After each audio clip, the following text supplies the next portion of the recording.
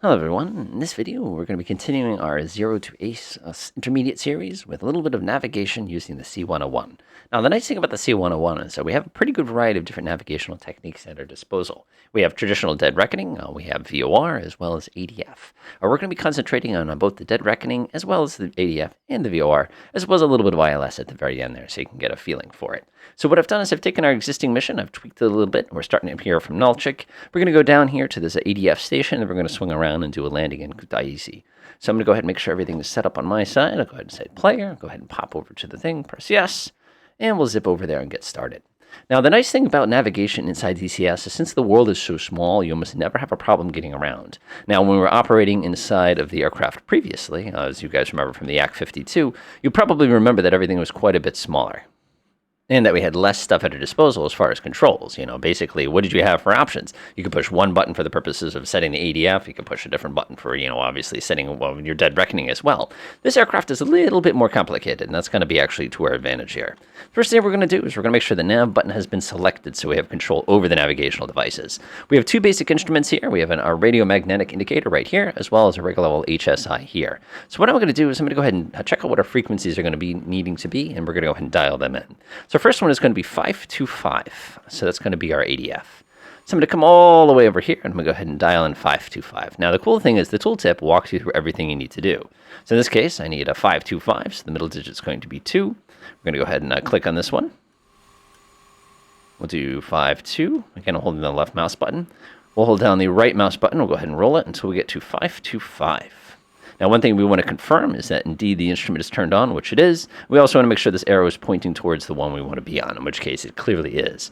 If we go over here now, we can see that this little white needle is actually tipping a little bit towards a different direction from where we were originally.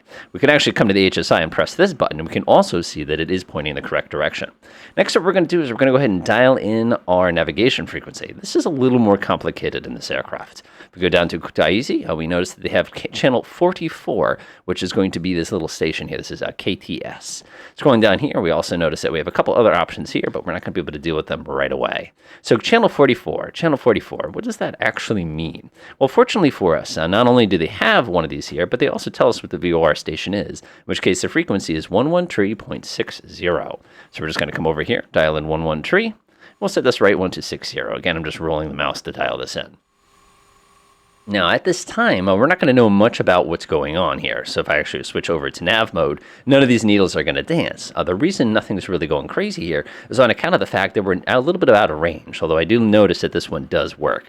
Now, if we wanted to adjust our VOR heading, we could actually come over here and tweak this course knob, and you'll actually see that it works properly. So in this case, if I pull us all the way over here, you can click and drag too if you need to, I can see that Kutaisi is about, let's call it a 19er course. But remember, for our initial flight here, we're actually going to be traveling to the ADF, which is going to be directly behind us. I'm just going to confirm one more time that that frequency is the frequency as I expected, because that needle is not pointing in the direction I expected. Yep, 525, I got that correct. Excellent. So what we're going to do now is we're going to go ahead and take off. We're going to give ourselves an initial heading that's going to take us in that general direction. So let's go ahead and take a look here. It's going to be pointing here. That's a 229er. Remember, though, we have to subtract about 6 degrees, so that's going to be a 223 degrees. So I'm going to grab my little heading bug. I'm just going to dial this in until we get a little bit closer here. 223 is going to put us right here. Perfect. All right, other than that, standard takeoff. We're going to slap the flaps into the takeoff position. Looks like it's in the takeoff position. We're going to just confirm that externally real quick.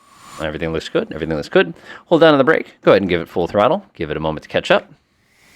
Not the world's most powerful aircraft. All right, looking good. I'm going to go ahead and activate MPR. And let's do it. Now, in the next video, we're going to be taking a look at combat employment. So at this point, now you want to make sure you're very comfortable with any form of navigation, as well as comfortable with any sort of basic maneuvers on this aircraft before we start getting a little bit too crazy. But I still think it's important that you know how to get to your destination. Bouncing around, bouncing around. That's one of the things I love about DCS, is get that it's a little more visceral than some of the other flight sims. I am glad I activated the MPR. This is taking a bit of a lifetime to get this thing going. 110. 120. All right, lift the nose up gently. And we're just going to hold a wheelie here. Again, nothing sophisticated, it's just a gentle little wheelie. And the aircraft comes up on its own nicely. Nice. Bring up our flaps once we get a little bit of a runway away from us. And now we're going to go ahead and bring ourselves on our initial heading, which is going to be a little off to the right. Basically, we need to do a giant 180 here.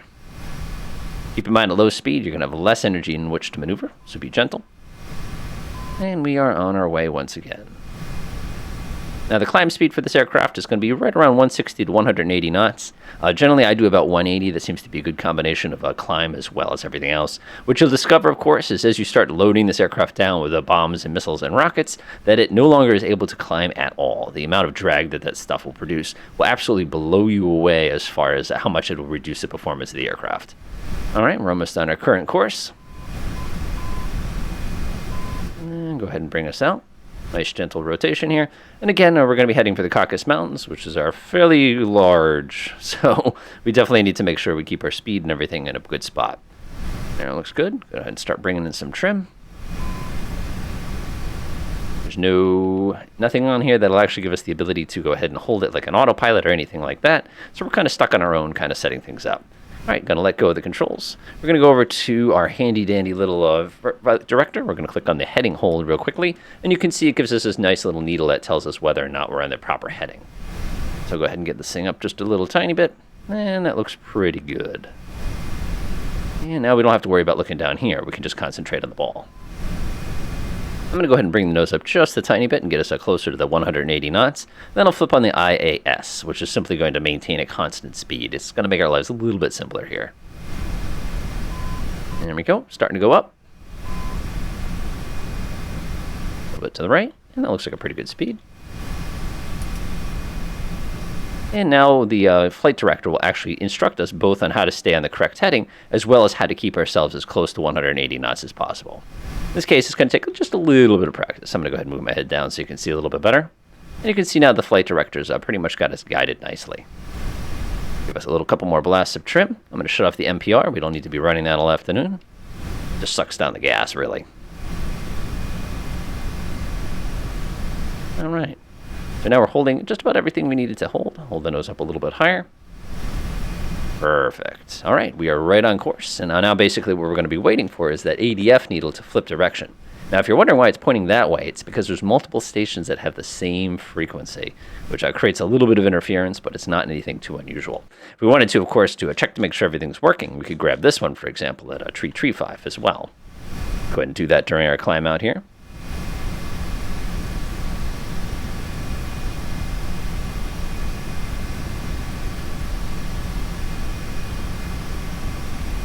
All right, we can watch that needle doing the little tumble.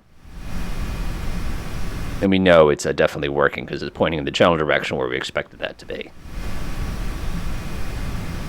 At this point, your trim should be pretty well set. You don't really have to worry about aileron trim in a jet unless, of course, you're in a situation where you've dropped ordnance unevenly or you have ordnance that is not equally loaded, which is kind of a common problem, especially if you're flying something like the A-10.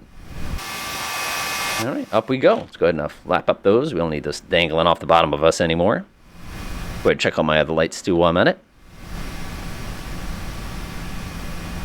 Looks good. Drifting just a little bit. And one of the fun things is we can fly this thing from the back seat. Now I'll fly it from the front seat. All right, looking good. If this was the EB version, we'd actually be damaging the engines about now, and they'll actually cut off on us, which is not desirable. But for something like this, expect to use a lot of power when you're climbing.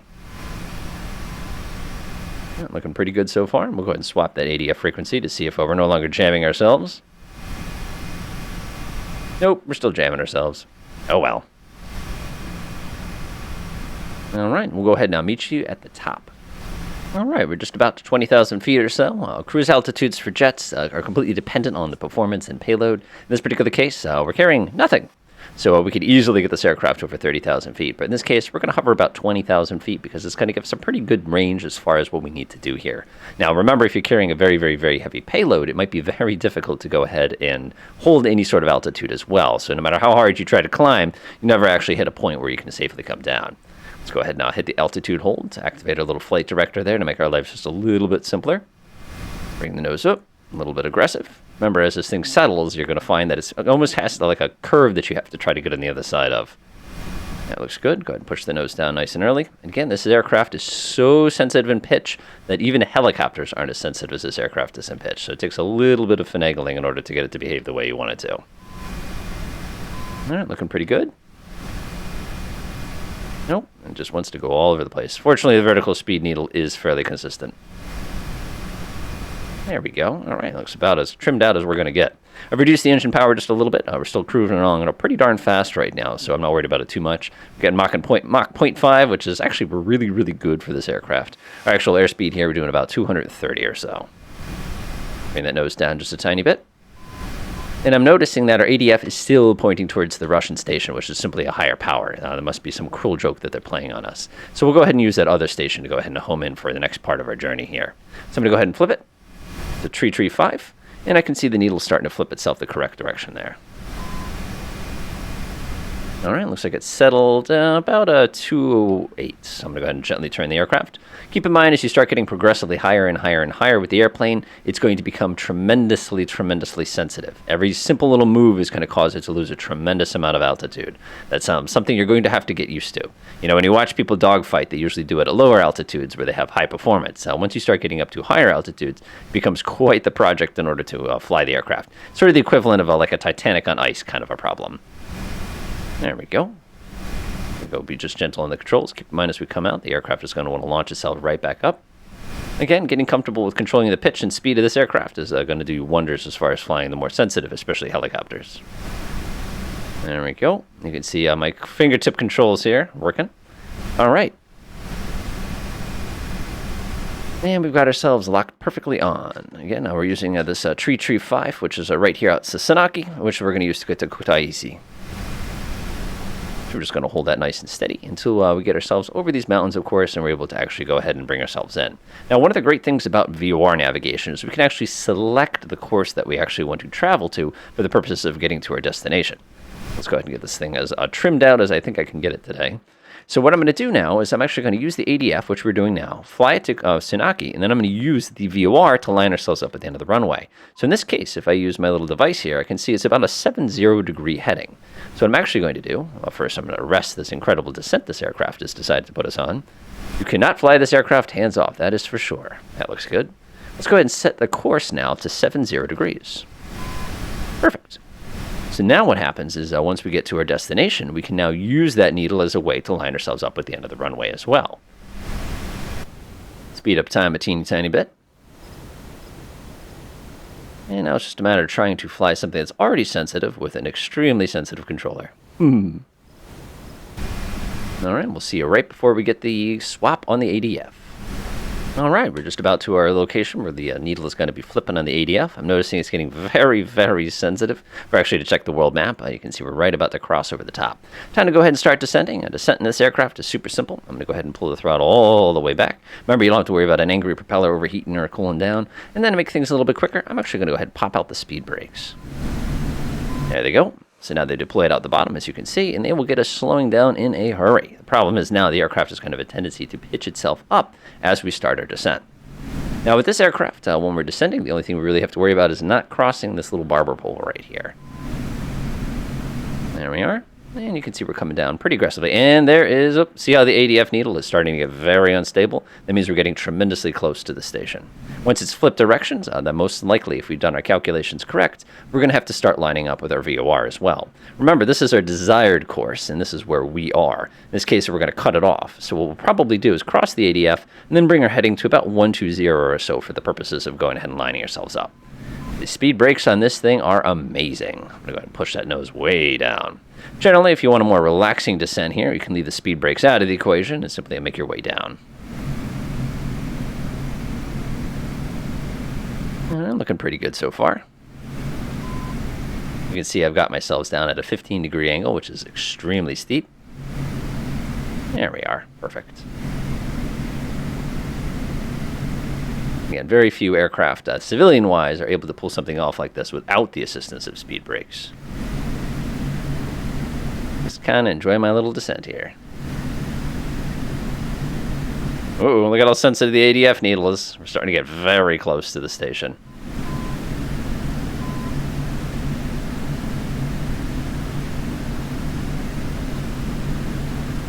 Again, we're doing about 260 knots indicated, no danger. If this were civilian airspace, of course, so we're supposed to be less than 250. That's perfectly fine. I'm not worried about it too much.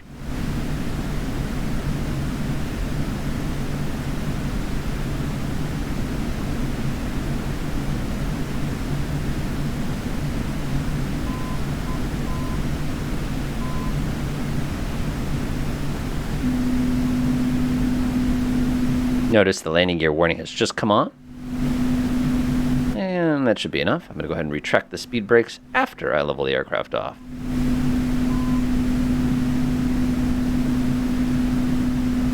Keep in mind when the speed brakes get retracted, the nose of the aircraft will pitch funny.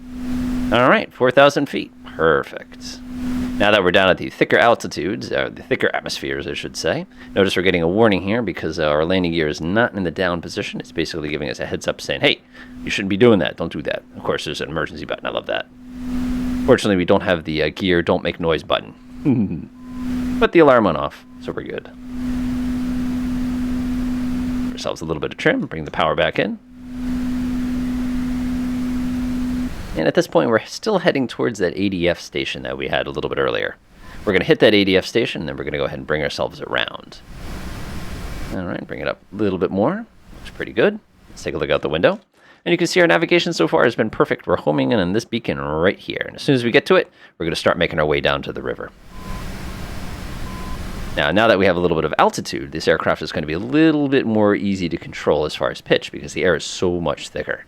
And obviously, as you're working with fly-by-wire airplanes, it's not going to be nearly as intense to try to keep it at one altitude. Now keep in mind, my throttle right now is at about 75%, but we're still doing about 260, which is pretty quick. All right, looks good. Now, the nice thing is because of where we're positioned right now, we'll actually see the airport we're about to cross over, which you can actually see out my left window right here. Once we cross that ADF station, we'll go ahead and concentrate on setting up our VOR here. Keep in mind, the VOR and ILS is going to be handled the exact same way. It's just going to have a slightly different frequency. Now, the neat thing is, if we look very carefully on the ground, we actually would have the ability to see the individual ADF station that we're actually receiving signals from at this time. All right, we know we're going to get there because this needle will go whoop and basically flip itself over. Oh, it's freaking out. Is it going to flip? Is it going to flip? No, looks like it did a little bit of a wiggly waggly there, but it decided not to pull itself all the rest of the way. Now, if we take a look at the map, you can see we're right about to cross it. Now, watch that needle. If it starts getting very sensitive on you, don't fight it. And there it goes. Flip. All right, let's go ahead and make our heading to 120 and go down to 3,000 feet.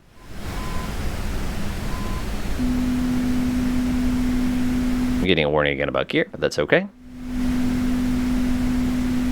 Now, if you're wondering where I'm getting my 120 from, I know that I want to get this, fly towards this line here, and the best way to do it and still head towards this direction would be something in this arc. 120 is going to be fairly aggressive as far as that goes.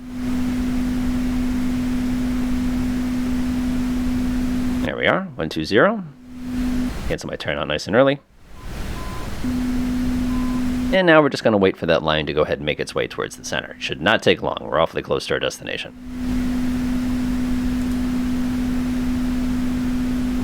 And you can start seeing that needle start to move, which is great.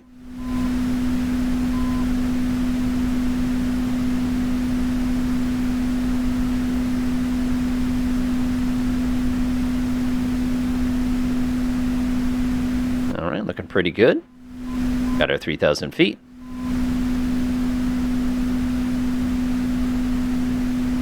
Start slowing the aircraft down. We can always pull out the speed brakes, but the speed brakes are going to get us slowing down in a hurry. One thing I want to be mindful of is I'm looking out the front window and I see a pretty nasty mountain range directly ahead of us. So we're playing the game as, can we outrun the mountain range before we run out of signal? Let's find out. Pull the nose up just a tiny bit more. And you can see that the yellow needle, our course line right down there, is just about perfectly centered, which is this one right here. Pull that mouse out of the way. And as soon as that gets all centered up, we'll go ahead and now begin our approach for our landing. Looks pretty good. Nice. All right, now that that needle is basically centered, I'm going to go ahead and bring in a little bit of power. I'm going to come around the corner here, and we're just going to go ahead and start flying that new course now that everything's been all sorted out here.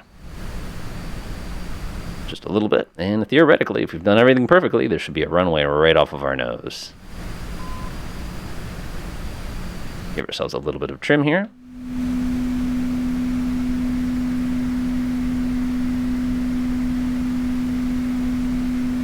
Let's take a look, and you can see the runway is basically 16.89 nautical miles right in front of us. Now that we know we're heading in the correct direction towards the runway, we can basically start scooting. Now this runway is also ILS equipped. So if we wanted to actually land on it, we could actually dial in 109.75 and then go ahead and land the aircraft that way. So let's go ahead and do that now. 109.75. Now, if we do that, we actually have information about the glide slope as well as everything else. In this case, I see that I'm a little bit above right on glide slope, but I need to come a little bit off to my right in order to line myself up with the runway properly. So I'm actually going to bring the aircraft nice and gently to the side, and I can actually press the APR hold here, and it'll actually walk me through on the flight director what I need to do in order to safely bring the aircraft down to the ground. So you can see I'm thoroughly underneath the glide slope, as indicated by this little orange triangle right here. Come to my right a little bit. Looks pretty good. Looks pretty good. Looks pretty good. All right, we're pretty well established here. I'm noticing that the orange triangle is starting to move its way downwards. Come to my left a little bit. And it looks pretty darn good, actually. Nice. We've got this thing sorted out today. Aircraft wants us to climb a little bit. That's all right. Looking off the nose, I can actually see the runway.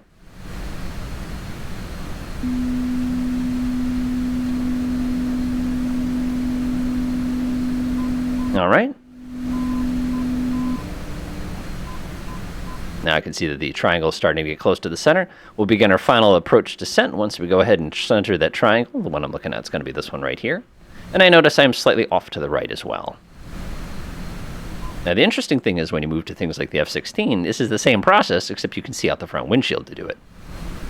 Pull the nose up a little bit. I seem to be getting a little slow. Flaps down. And we are on glide slope, and we are slightly to the right still. Now the nice thing is that flight director can basically get us all the way down to the ground. Nose up just a little bit. Looks good. I'm going to bring in my next notch of flaps in just a moment. Nose up just a little bit. We're starting to get a little low. Remember, we're going for about 160 knots. On the indexer, we should have a single green circle. In this case, we're going a little too fast still. All right, looking pretty good. We need to come to our left just a tiny bit. And looking out the front windshield, I can clearly see the end of the runway.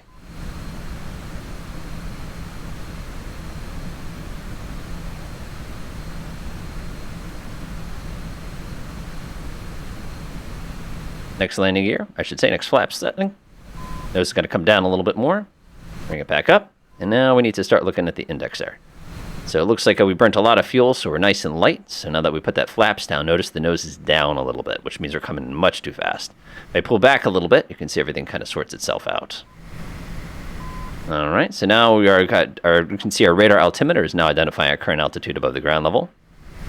Nose up just a little bit more. Starting to get just a little bit slow. I can start feeling the weight in the controls. And it's going to be holding right around there. We're still coming in a little bit too fast. Play with the throttle just a tiny bit here. Again, trim is your best friend. No automatic on this one. And we're still coming in just a touch fast, but that's all right. Remember, we burnt a lot of fuel to get here. The indexer says that we have a green circle and a little yellow chevron. That simply means that we're still a little fast, but not terribly fast. We're still slightly to the right of the runway as well. We are still on glide slope, which is good. It means we're at the correct altitude. Speed is a little on the fast side, but not too bad. We'll need that extra speed in case we have to go around. And now we are perfectly on... Whoop, we got to pull back just a tiny bit.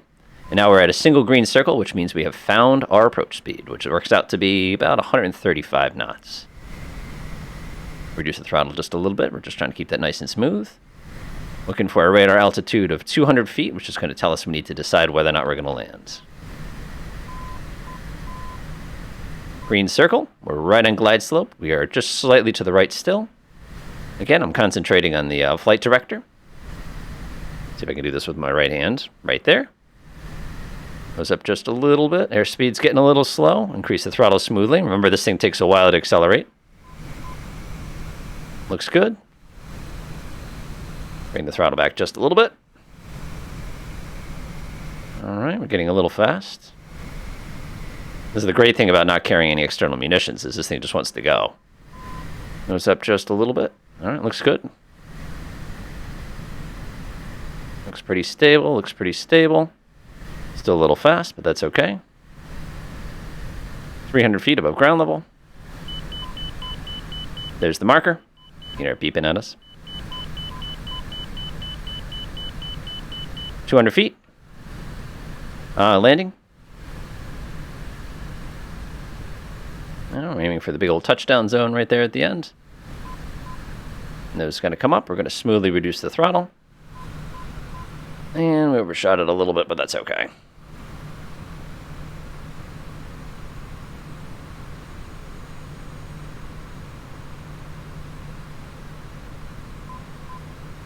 This thing just wants to fly. All right, let's go ahead and deploy our speed brakes to help slow us down. And we want to be easy on the regular brakes so we don't do that.